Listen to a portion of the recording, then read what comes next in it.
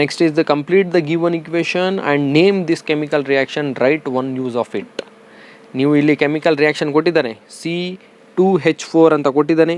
C2H4 when reacts with hydrogen in the presence of nickel as A catalyst, ನಿಮಗೆ product ಏನು ಸಿಗುತ್ತೆ ಅಂತ ಕೇಳಿರೋದ್ರಿಂದ C2H4 ನಿಮಗೆ ಯಾವಾಗ H2 ಜೊತೆ ಮತ್ತೆ ರಿಯಾಕ್ಟ್ ಆಗುತ್ತೆ ನಿಮಗೆ CH3 ಅಂತ, ಬಿಕಾಸ್ H2 ಇನ್ನೂ 2 ಹೈಡ್ರೋಜನ್ಸ್ ಆ್ಯಡ್ ಆಗ್ತಿರೋದು.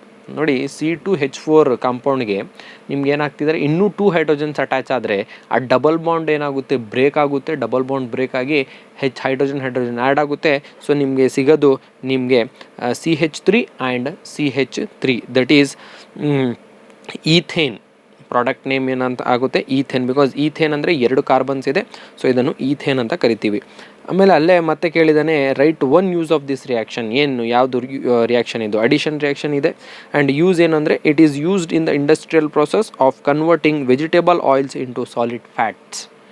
ಇದು ಬರಿಬೇಕು. ತುಂಬ ಜನ ಕಂಪ್ಲೀಟ್ ಮಾಡಿರ್ತೀರ, ಯೂಸನ್ನು ಬರೆಯೋದು ಮರ್ತಿರ್ತೀರ. 2 ಮಾರ್ಕ್ಸ್ ಕೊಟ್ಟಿರೋದ್ರಿಂದ ಸೊ ಕಂಪ್ಲೀಟು ಮಾಡಬೇಕು, ನೇಮು ಕೂಡ ಬರಿಬೇಕು, ಅದ್ರ ಜೊತೆಯಲ್ಲಿ ಎಲ್ಲಿ ಯೂಸ್ ಮಾಡ್ತಾರೆ ಅಂತಲೂ ಕೂಡ ಬರಿಬೇಕು. Question number 21.